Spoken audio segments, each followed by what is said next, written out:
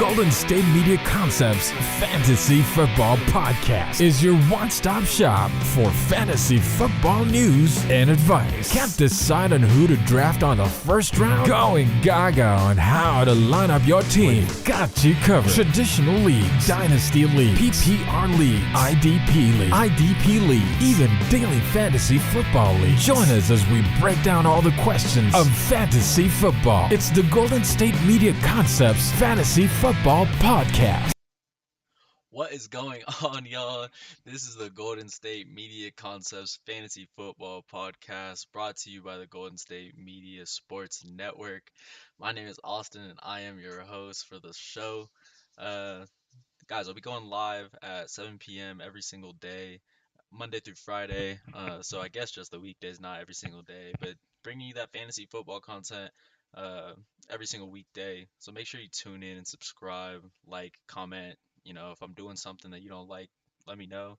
If you're live in here in the chat, go ahead and give me a comment so I can answer any fantasy football questions you may have, start sits, whatever it may be. Look, we're starting our Patreon up next week, where I'll be doing some extra segments, maybe rookies, maybe some daily fantasy sports. And if you see this little moving ting right here, that is where you can go to give a tip or a donation if you feel so generous. Maybe you hit your parlay yesterday and maybe you're up good and you just want to, pay it forward to some guys doing some free content for y'all. That would be very appreciated. Make sure you're also tuning into the baseball and the basketball podcast that we have rolling, going on before I go live. But yeah, I appreciate y'all tuning in. Look, day one, it came, it went, we saw. And basically what we know is that Kadarius Toney has stone hands. None of the Chiefs receivers could do anything, and Patrick Mahomes is still a beast. I swear, he was literally hitting every receiver in the hands pretty much every single time that they dropped it. It was very disappointing to watch, and he still almost found a way to get it done, which is really crazy. On the Lions side of the ball, we saw guys like Jahmyr Gibbs. He's definitely electric. It was exciting to see him. Very fast guy. Obviously, at Bama was very good. Caught a lot of touchdowns, ran for a lot of touchdowns, and they're working him in. And we knew that was going to happen. He still found a way to clear 40 yards on just 7 carries. Montgomery was the main guy that was featured, and he looked good last year. I mean, he's just a strong runner. I really enjoy watching David Montgomery play. He is a solid back. But it was unfortunate that we couldn't see Kelsey play in the first game. I'm sure if Kelsey was playing in that game, it would have been a much different story from the Chiefs, because goodness gracious, they could not get anything really moving. The over was set at 53.5, and I think we only ended up with 42 total points, which I'm sure for fantasy managers around the world was very disheartening. It was at least disheartening for me, man. I had McKinnon starting in one of my leagues, and then I also had Sky Moore, and they combined for a total of 2.8 points. So I am down bad right now. I need all my other guys to pick it up, and that's what we're hoping to do today. Kind of go over pretty much all the games on Sunday that will be happening, except for the 4 that last episode I talked about. So if you're wanting to go listen to my recap or my expectations for 4 of the early games, I think it was Falcons, Carolina, Browns, Bengals, Indy versus Jacksonville, and then we also went over Pittsburgh versus San Francisco in that segment. So you can go check that out. This is definitely a banger, I think. But today we're gonna get right into it, starting with the Buccaneers versus the Vikings in Minnesota. Jeez. I guess let's just start with the Bucs offense, man. They're down bad. They're down just as bad as anybody right now. They have to start Baker. Uh, I think they wanted to try to let Kyle Trask see if he could find a way to steal the job, but obviously he just didn't show them enough. I think Kyle Trask definitely has more upside than Baker personally, but they are gonna go with Baker. Do what you do. He does have some good weapons in Rashad White, Mike Evans, who they didn't pay. 30 years old, so really not that old. definitely probably still has a couple years of good football left in him, and they don't want to pay him. So that obviously signals to me that it's time for the rebuild, and it seems like probably the right move. There's no way that they're gonna invest their future in Baker Mayfield, and I absolutely wouldn't either. They also lost their center, Ryan Jensen, to the IR. He was really good for them in their Super Bowl run, which is unfortunate. I think the only way that the Buccaneers find ways to win games this year is going to be through their defense. They have a solid secondary with Jamel Dean and a couple other dogs back there. What's his name? Carlton Davis. Yep, he's a solid guy as well. So I think they're definitely going to have to be a defensive-minded team and start their rebuild uh, with the focus on the defense. Unfortunately, obviously they still do have Evans, Godwin, and Rashad White, who all finished pretty decent fantasy-wise. I don't love them.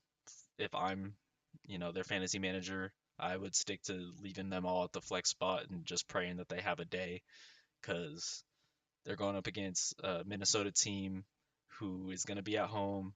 Obviously, it's going to be an electric crowd. They're going to be going crazy. Everyone's going to be hitting their dance for Justin Jefferson, and for good reason. Obviously, their offense is looking great in my opinion, right on par, except for maybe the running back position. They do still have Alexander Madison, who is he's a solid back. Every time he would come in last year, I was literally like, oh, it's Dalvin Cook, and then I see the number. I was like, oh, it's the other Dalvin Cook. This guy's not gonna score on my fantasy team. Whatever.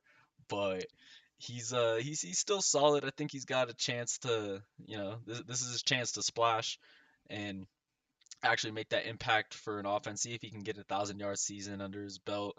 Um, I'm not too hopeful for that because I do think they're going to be probably down in a lot of these games due to their uh, subpar defense. So they'll be throwing the ball a lot, but they have weapons as it pertains to their receiving core. Let's start with Hawkinson. Hawkinson is a beast.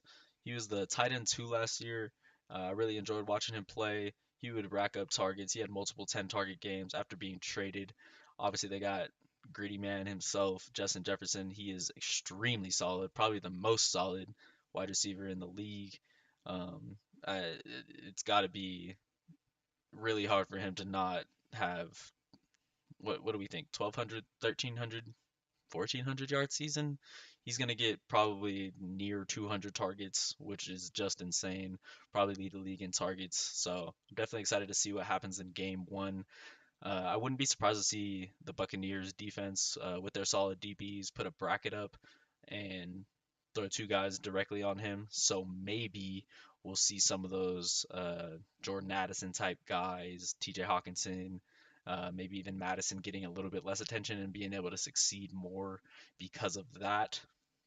Let's talk a little bit about Jordan Addison, 23rd pick in the NFL draft this year. He actually caught a speeding charge going 140 on the highway, which is extremely dangerous. And apparently it was because his dog was in dire need of something. So, props to that guy for taking care of his pet. Uh, you know, not too many people going 140 down the highway trying to get their dog some support that they need, probably from the vet. I wish you would get a speeding charge on the field. Uh, in the way of he's not like the fastest guy on the planet. 4.49 speed, uh, so pretty much like 4.5. Definitely not in that top tier of receivers, but apparently he is like a possession type guy. Was getting my eyes on some of his film from college, and he looks solid. Definitely runs some good routes, finds ways to get open, and the best thing about him is he has some soft hands. So we'll see what he can do. If you do have that Justin Jefferson, Kirk Cousins stack for your fantasy team, I love that. I think that's a solid little stack. Wide receiver 1, Justin Jefferson, and then quarterback 8, Kirk Cousins. So those guys will definitely be putting up points this year, no question. Like I said, I'd be really surprised if Justin Jefferson goes anywhere under 1,300 yards, and I don't really see it happening. So maybe if you can swing a trade to get Kirk Cousins and you were blessed with that first pick, go ahead and do that. Uh, Miss out on some value in the quarterback situation and then get that back with having that stack. Um, I do have the Vikings winning probably by a sizable margin just due to the Bucks not being able to do anything on offense at all. They are very bad um, from the quarterback spot, and the last time I checked, the quarterback needs to touch the ball every single time a play happens, and I just simply do not trust Baker Mayfield in any way. With that being said, let's go ahead and move over into the my bad Titans Saints. Titans Saints is going to be going down in New Orleans. I'm pretty excited for this Titans team, low key. See, a lot of people are not excited for what they're doing over there. Um, they got two solid wide receiving options in Traylon Burks and DeAndre Hopkins. Obviously, have Derrick Henry, so they're gonna need to any defense that's going up against the Titans is gonna need to stack the box. You have no choice but to stack the box against Derrick Henry. Um, looking strong as ever. Still seeing the workout videos of him squatting over 600 pounds.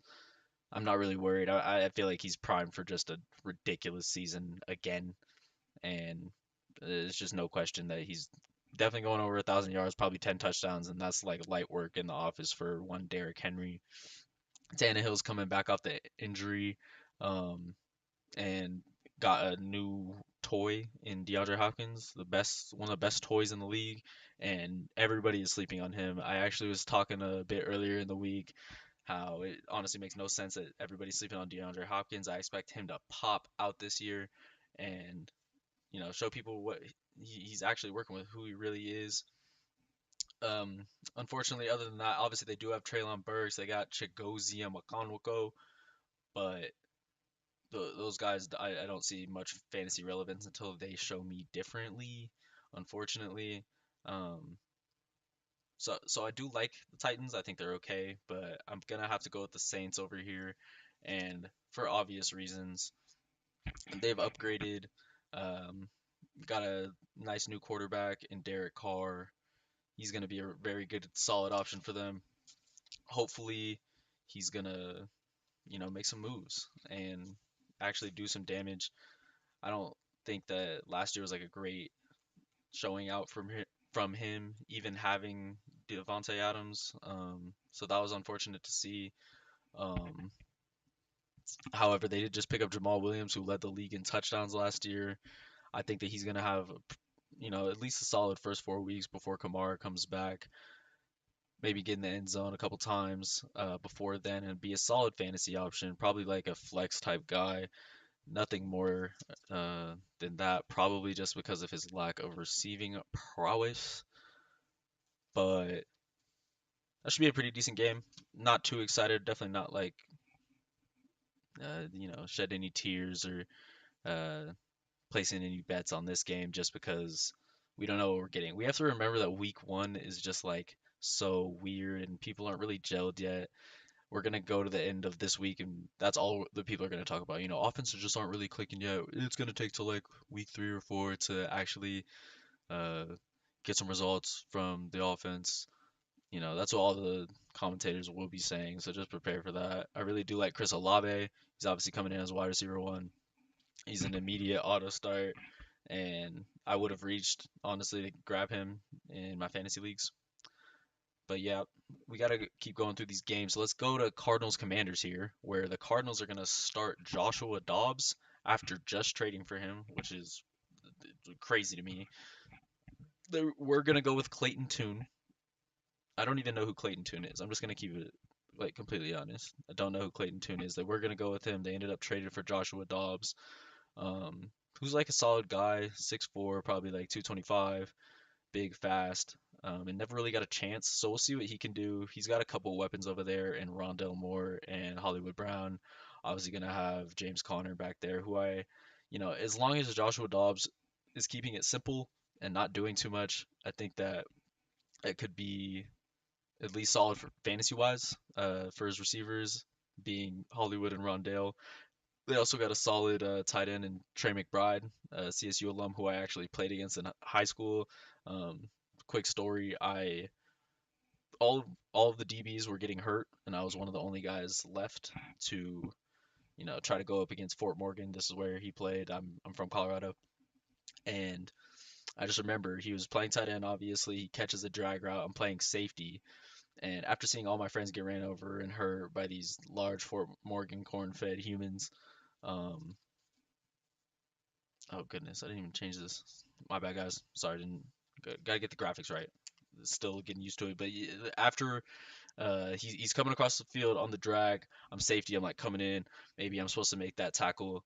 But after seeing all my boys get hurt, I literally dove the other way because I was not getting hit. He went for a touchdown. They won by like 50 that day. So that's why I'm not in the NFL, and that's why I got to do this instead. And I enjoy this just as much, so it's all good. On the other side of the ball, Eric Bieniemy coming in for the Commanders, and apparently Sam Howell is an actual problem. Everybody's high on Sam Howell in camp, and he actually took the job from Showtime Heineke, who actually has NFL experience and has won some big games, and they're gonna immediately go with Sam Howell after um, just playing a little bit last year, and he's coming in this year red hot, I guess. If Bieniemy's gonna trust him, he's one of the best offensive coordinators in the league, and I'm excited to see what happens. McLaurin, Dotson, and Robinson I guess, are his weapons to use. Also Antonio Gibson, who's gonna be that receiving back for them. Gibson has always been so weird for me. He like will pop off for like 20 points at the start of the season. Um, get a ton of catches and then just go completely silent for the rest of the year, which is just so weird to me. But if Gibson does do that, he's an absolute trade target. You have him on your roster, let him go for that quick 20 points and then trade him right away. Try to get some value wherever you can. That's all fantasy is really about. It's just gaining value all the time, man. Um, I'm obviously gonna lean with the Commanders here at home. Just seems like it makes sense in every aspect. I'm sure they're gonna completely whop these guys. I don't see Josh Dobbs having any chemistry with his wide receivers. Probably has no chemistry with his coach. Kyler Murray's going to be out there, in a sports bra, and it's just going to be a bad showing from the Cardinals. So definitely leaning Commanders, and I'm excited to see what McLaurin and Dotson are going to bring to the table. Let's actually we're going to go to a break real quick. We're going to go a quick break, and when we come back, we'll be talking about Texans versus Ravens, which is obviously just going to be such an exciting game, and we'll be right back.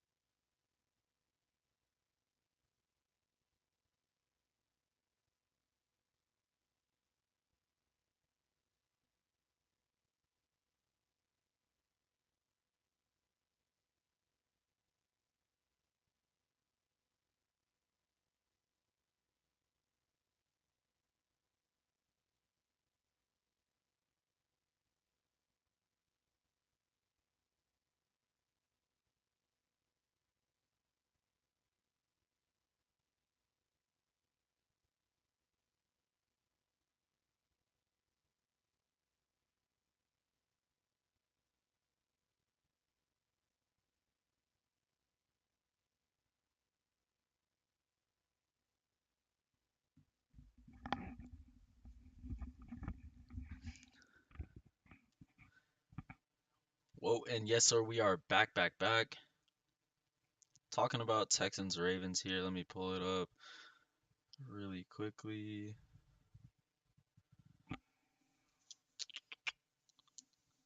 We might not have a graphic for this one, but that's okay.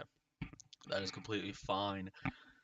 Texans Ravens is going to be happening in Baltimore. We got Lamar Jackson, J.K. Dobbins, Zay Flowers, Odell Beckham, um, Rashad Bateman, a bunch of guys who are excited to put up a show this year, I'm sure. Lamar is extremely hungry for that title. He's been talking about it. Finally got some money in his pocket, and I'm sure he's happy now. So let's just see some football. Um, on the other side, we do have CJ Stroud, Nico Collins, and Damian Pierce being the fantasy impact tours. The Texans are my favorite team, and I just don't see them doing that much. CJ Stroud was pretty good in college. I really enjoyed watching him play in college, but I don't know if he just is going to translate immediately in the NFL with no elite weapons. Um, with not a lot going for him on the offensive side of the ball, and honestly not a lot going for him on the defensive side of the ball to bail him out as well.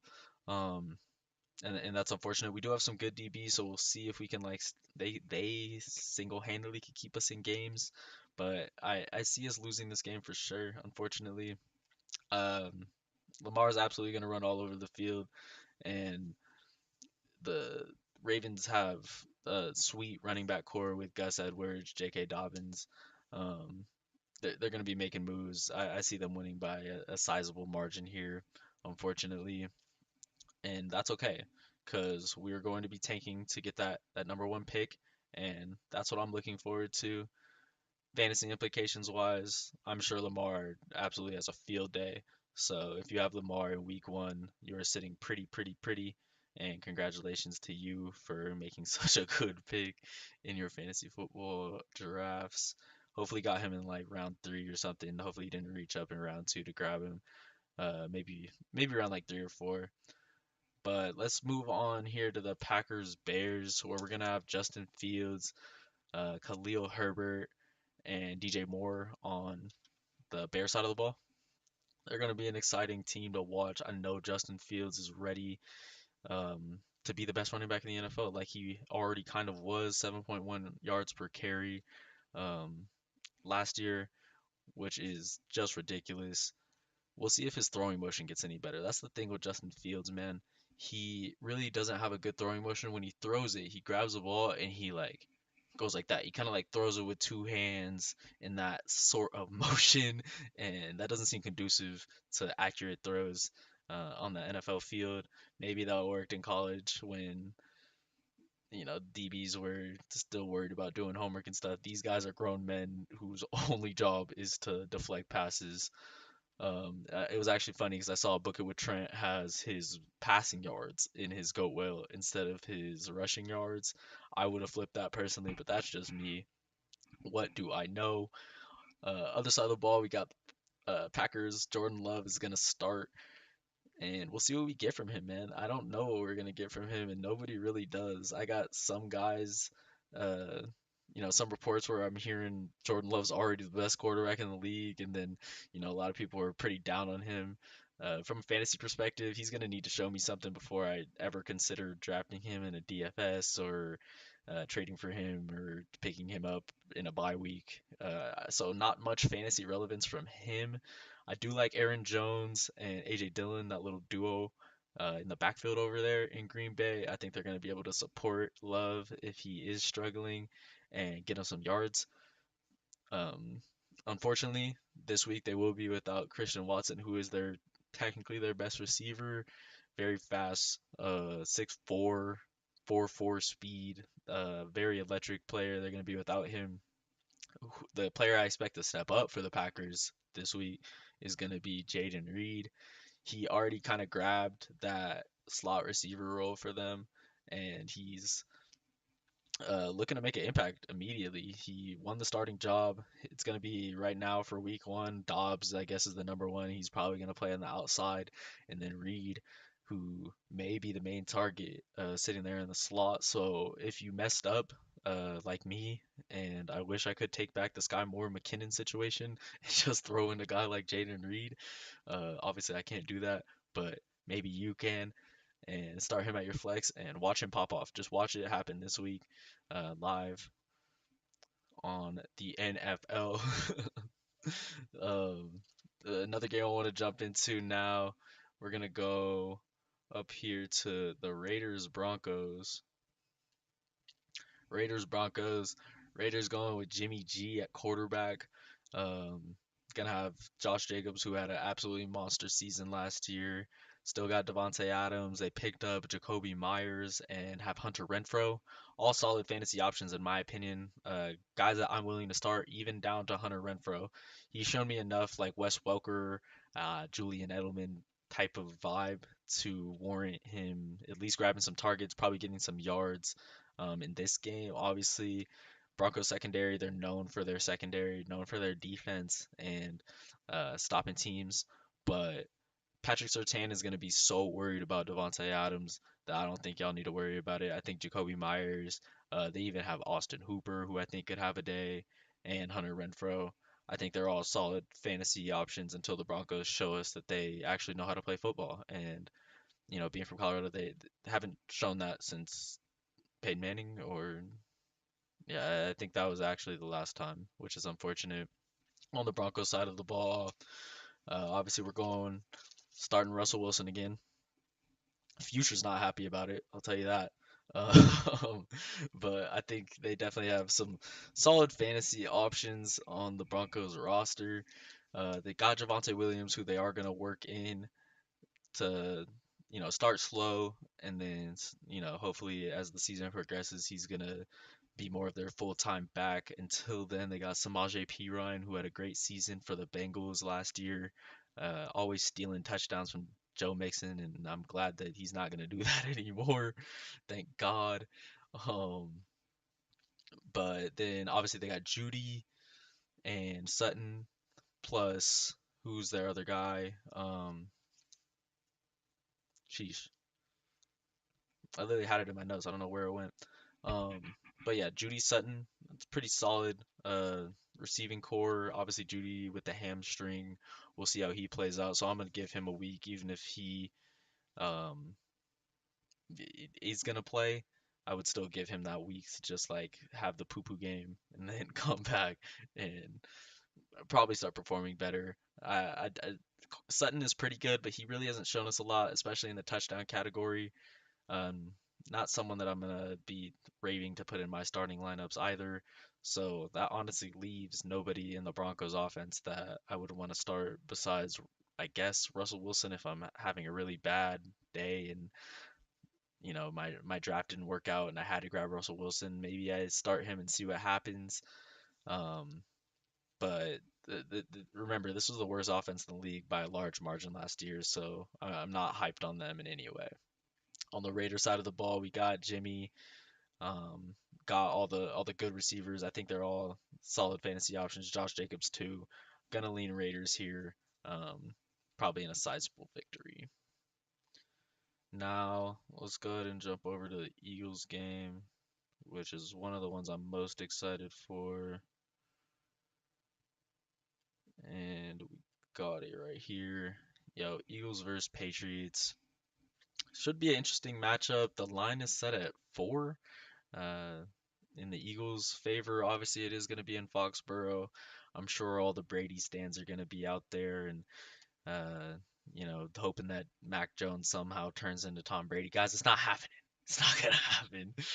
Mac Jones is literally a mid-tier quarterback, and I don't think he'll ever be anything more than that. So maybe Bailey Zappi is waiting in the wings, just ready to pop off as soon as Mac Jones loses that starting job.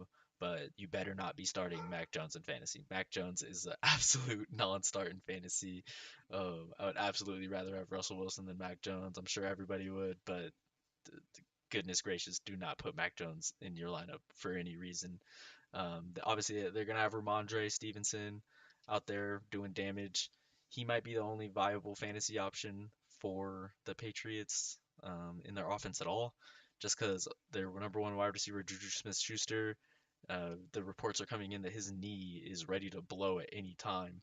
He does not believe that. He says that his knee is intact and it's only getting better every day. But I just remember the same thing happened when they were talking about Odo Beckham. Um, when he just signed with the Rams, and they're like saying his knee was about to explode, and then lo and behold, right in front of our eyes, his knee literally exploded.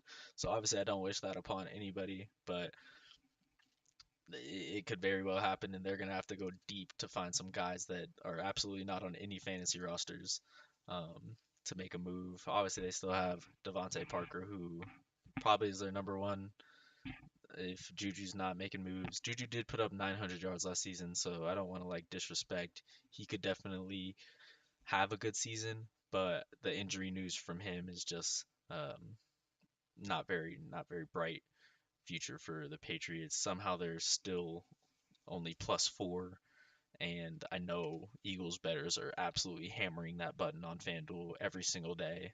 -4, -4, -4, and just praying that it happens. So it probably won't happen. The Patriots probably do win this game somehow. The Patriots are gonna find a way to win. But on the other side of the ball, we got probably the most talented offense, most talented offensive line, and some of the maybe the most talented receiving core in the league. Jalen Hurts, Devontae Smith, AJ Brown, and then they got the running back duo with DeAndre Swift and Rashad Penny. Also, Kenneth Gainwell will be making some contributions in that offense as well. I you know, I get I just don't know how they're getting 4 points. Only four? Like this is a game that has to be a 6.5 point margin. I think that Jalen Hurts finds a way to get in the end zone, maybe multiple times. AJ Brown, gonna have great matchups. The Patriot DBs are pretty solid with Jack Johnson, but I don't think that they match up well. I think the Eagles grab this one in an easy victory. Unfortunately for all Brady and Mac Jones stands. Let's move on to Dolphins Chargers, where this may be like the most interesting game of the week from like a shootout perspective. It has the highest total, being even higher than the Chiefs Lions game. So we should be in for one here, and I'm excited to see what happens. Obviously, two talented quarterbacks. It's about time I'm able to talk about two actual talented quarterbacks. Tua, if he takes one more hit, he might be done though. Uh, and I heard that their offensive line isn't getting any better from multiple Dolphins fans. Unfortunately, for them, I mean they do have Raheem Mostert, who's solid 4-4 guy, got Tyreek Hill, solid 4-4 guy, Waddle, solid 4-4 guy, so they don't need too much time. Tua may not need too much time to find them because they get open immediately, but I'm just not I'm not excited if Tua is hurt. If they have to go to anyone other than Tua Tagovailoa at quarterback, you can just rest in peace the Dolphin season and everything that they've been trying to build. They built their defense extremely strong. They have multiple menaces out there. Jalen Phillips, Christian Wilkins. They got Jalen Ramsey. Still have Xavier Howard, just to name a few. So if Tua is able to stay healthy, I could see this being a Super Bowl type team. Maybe make a deep run in the playoffs. I would love to see that from the Dolphins, and definitely not preying on Tua's downfall. Hope he puts up a ton of points in week one. I think all those guys that I just mentioned, even Mostert, are solid fantasy options to start in your league and will definitely be much better than Jerick McKinnon and Sky Moore.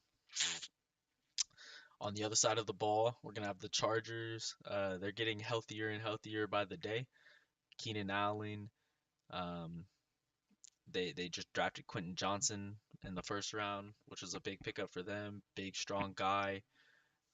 Mike Williams, who's also a big, strong guy. So they got solid receiving core weapons. Eckler, with all their receiving core options that they had last year, Eckler was still the leader in targets for the team. He is definitely the number one PPR guy in my opinion. I would rank him number one just because of his dual threat, and he's almost a lock for a touchdown every single game. I can't call it here, man. I really can't call it. I think it's going to be a toss up, probably a 30-30 game, and I'm excited to watch this one happen. We are going to take a quick break and then I'll be right back again. And when I come back, we're going to talk about Rams Seahawks and then get into those night games, Sunday Night Football and Monday Night Football. Thank you.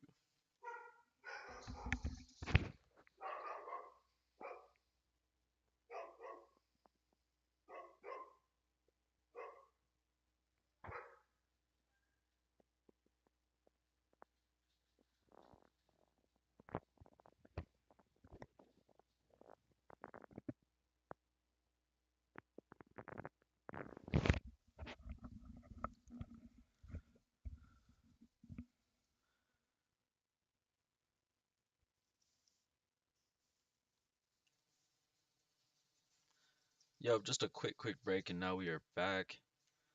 And let's get this Rams Seahawks graphic up.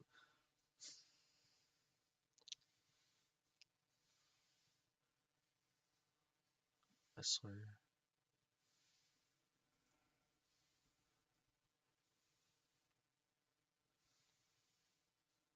It's up here. Goodness. I guess we don't have a graphic for this one. Oh, wait. Sorry. I guess the graphic was lost for this. It's a. Oh, wait. No, it wasn't. It's right here. Boom. Boom. Boom. Rams Seahawks. This could be a doozy. This could definitely be a doozy in the Seahawks direction because Rams' number one option, Cooper Kupp, is out with the hamstring. Super unfortunate to see. I did spend my 10th pick on Cooper Kupp, and I personally just absolutely hate to see the great ones injured. He was averaging 24 fantasy points per game over the last 2 years, so he's been doing absolute damage on the fantasy football field, and they won't have him. Without him, I really don't know who their number one option is. Is it Van Jefferson? Is it Tutu Atwell?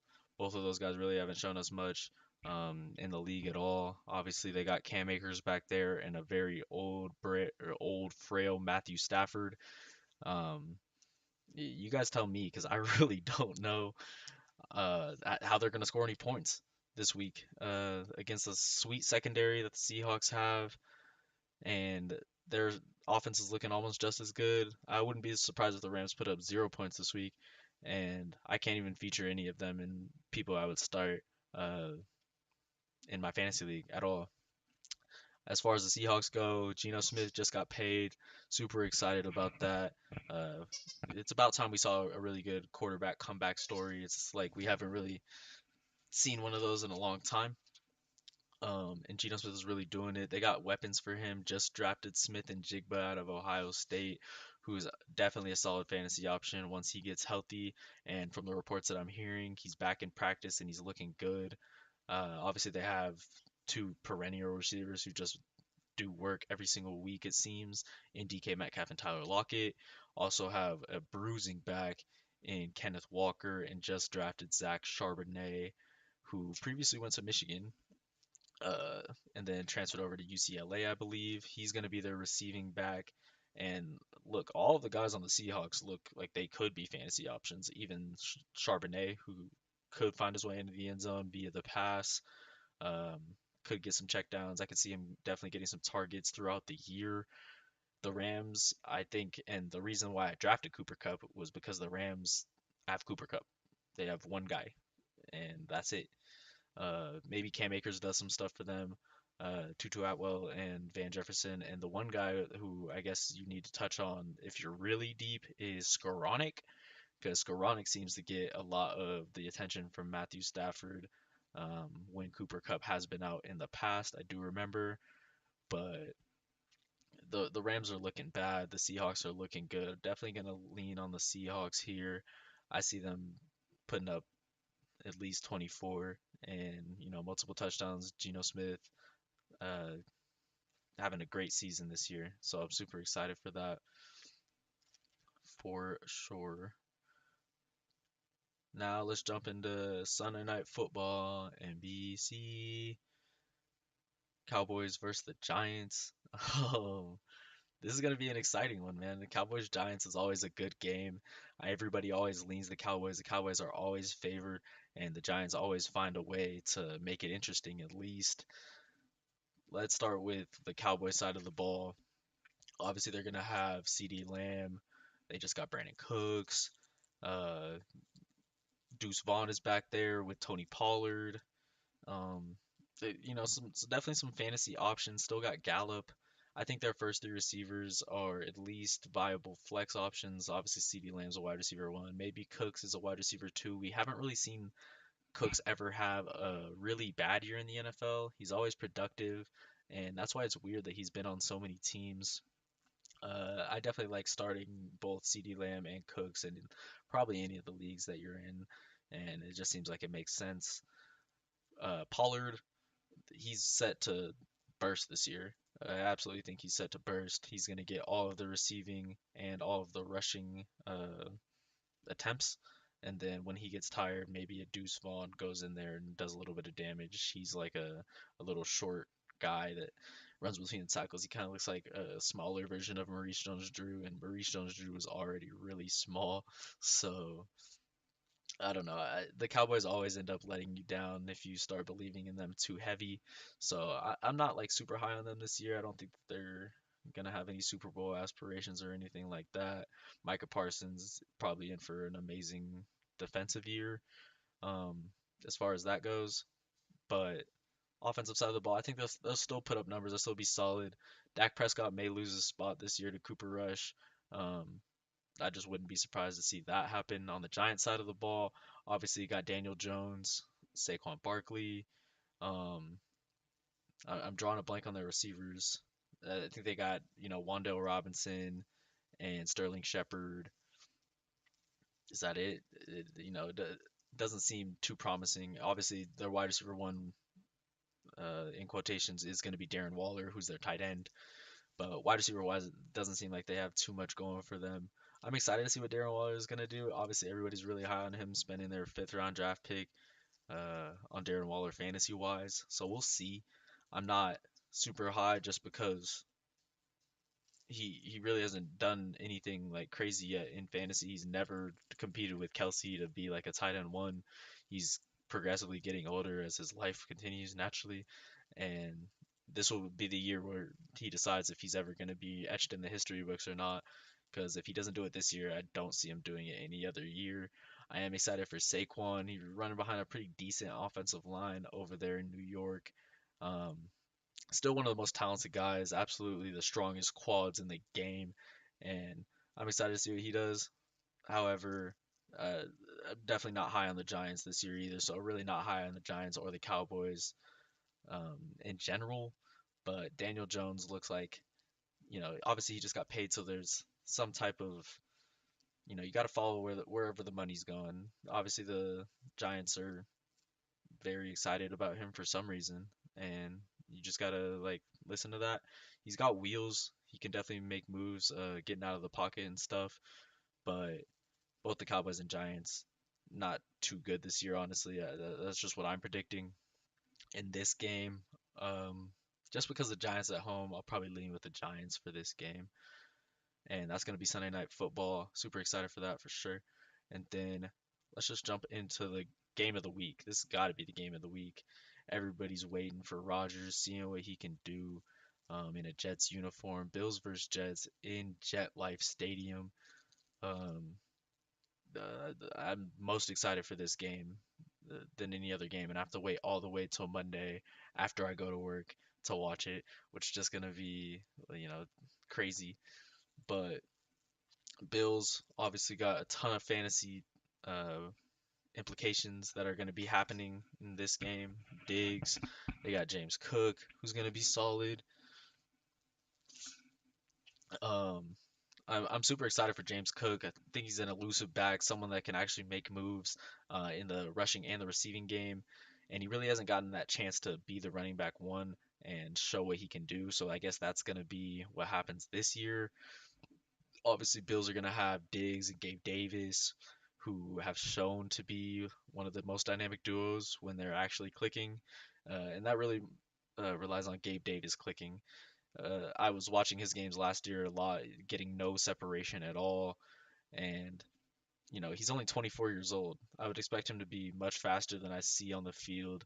And we'll see what happens. He's definitely liable to make a big play here and there, but not someone that I would want to be starting. The only three guys that I would be targeting on the Bills offense would be Josh Allen, James Cook, and Stephon Diggs. On the other side of the ball, we got Rodgers, who is ranked really low in fantasy, so I think that could be a great buy low, possibly. Um, still looks like he has a lot of life left in his football career. I know he's trying to get the Super Bowl this year. He wouldn't have came to the Jets if he was not looking to go for it all. They very talented at running back. Just paid Dalvin Cook $8 million. Still have Brees Hall, and then got him his wide receiver weapons as well in Lazard and Garrett Wilson. All guys that I think you could reasonably put in your lineups, depending on how deep you are in regards to Lazard. But I really do like all those guys on the Jets offense. I think they have a bit more explosive offense than the Bills, and that might be a hot take. Their defense is looking great. Obviously, in Hard Knocks, they're clicking on all cylinders. Um, and Jet Life Stadium, we'll see what happens this year. I'm projecting maybe like 11 wins, something like that. A lot of fantasy points for the Jets offense, and I'm excited to see it. Josh Allen, we'll see what Josh Allen can do. Obviously, the most explosive probably athlete at the quarterback position we've ever seen, most explosive arm that I've ever seen personally. Looks like he can throw it 100 yards with ease, which is very exciting for all Bills fans. And we'll see if they can put it together. He kind of fell off last year, so we hope that he doesn't have a repeat of that this year. But look, guys, that is pretty much all for the GSMC Fantasy Football Podcast today. I appreciate you guys watching. If you made it to the end, please like and subscribe. Tune into our Patreon for sure. If you want some extra content from me and the guys that are live every single day. But yeah, thank you guys so much, and I will see you on Monday. Football is here.